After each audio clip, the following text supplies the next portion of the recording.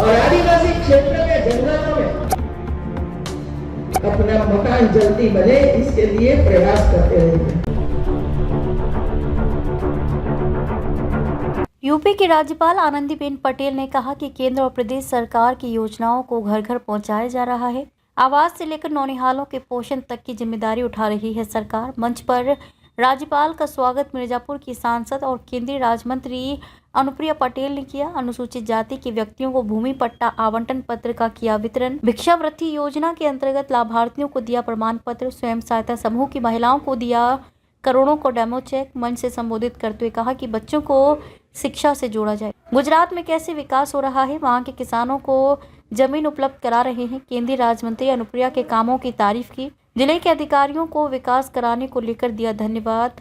हलिया विकासखंड के Panchsheel degree college पहुंची थी राज्यपाल। जिले के आदिवासी बाहुल्य विकासखंड हलिया के एक डिग्री कॉलेज में पहुंची प्रदेश की राज्यपाल। नौनिहालों के पोषण और बच्चों की शिक्षा पर जोर देते हुए कहा कि सरकार की तमाम योजनाएं गरीबों आदिवासियों के लिए चलाई जा रही हैं। उन तक हर योजना का लाभ पहुंचे, ये सरकारी कर्मचारियों की जिम्मेदारी है। बच्चों की शिक्षा को लेकर कहा कि कोई भी बच्चा शिक्षा से वंचित ना रह जाए, यह उनके अभिभावकों की जिम्मेदारी है। वहीं सरकारी कर्मचारियों की भी जिम्मेदारी बनती है। कई योजनाओं के लाभार्थियों को उन्होंने डेमो चेक, दिव्यांगों को ट्राईसाइकिल, पोषण की पोटली वितरित करने के साथ बच्चों का अन्नप्राशन भी किया। मिर्जापुर की सांसद और केंद्रीय राज्य मंत्री के कार्यों की सराहना करने के साथ ही जिले के अधिकारियों के विकास कार्यों को गति दिए जाने की भी प्रशंसा की। गुजरात के विकास योजनाओं को उदाहरण देते हुए कहा कि वहां किसानों को खेती के लिए जमीन भी दी जा रही है। यूपी की सरकार जमीन है बेसहारा गरीब आदिवासियों के लिए लगातार योजनाओं को लाकर उनका स्तर सुधारने में लगी हुई है। आज उत्तर प्रदेश दूसरे राज्यों के लिए एक आदर्श राज्य के रूप में अपने को स्थापित कर रहा है। जो आदिवासी विस्तार और पंचशील स्कूल के मैदान में इतना बड़ा कार्यक्रम आयोजित हुआ है और ये कार्यक्रम के लिए मैं जिला प्रशासन को बहुत बहुत बधाई देती हूँ। राज्य सरकार या केंद्र सरकार की जितनी योजनाएं सभी लाभार्थियों को ढूंढकर उसके घर तक पहुंचकर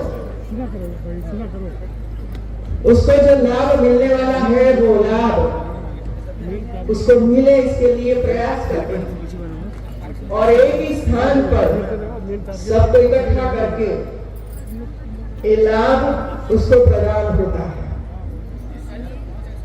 मित्र, ये जो काम कर रहे हैं इसमें ज्यादातर जो समाज में पिछड़ा वर्ग है, जिसके पास कौशल है लेकिन आर्थिक स्थिति खराब होने की वजह से वो कौशल को आगे नहीं बढ़ा पाते हैं और पिछड़ा ही रह जाते हैं।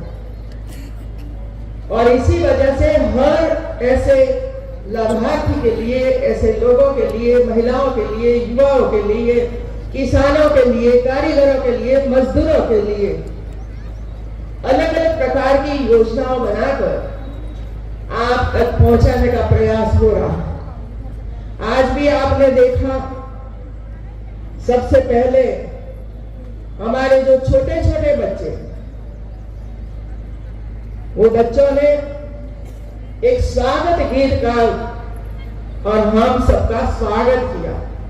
इस सभी बच्चों को मैं बहुत बहुत धन्यवाद देती हूँ, आशीर्वाद देती हूँ कि बच्चे आगे बढ़े और आगे बढ़ने के लिए उसको शिक्षा की जरूरत होती है, उसको स्वास्थ्य की जरूरत होती है और इसी वजह से हमारा एक दायित्व बनता है, फर्ज होती है कि हम ऐसे बच्चों को सबसे पहले आंगनवाड़ी में भेजें।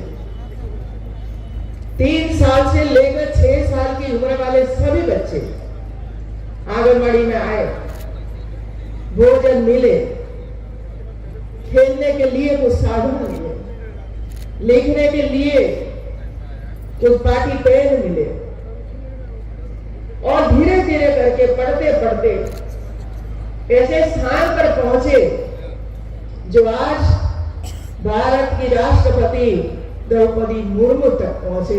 ऐसे काम करना चाहिए।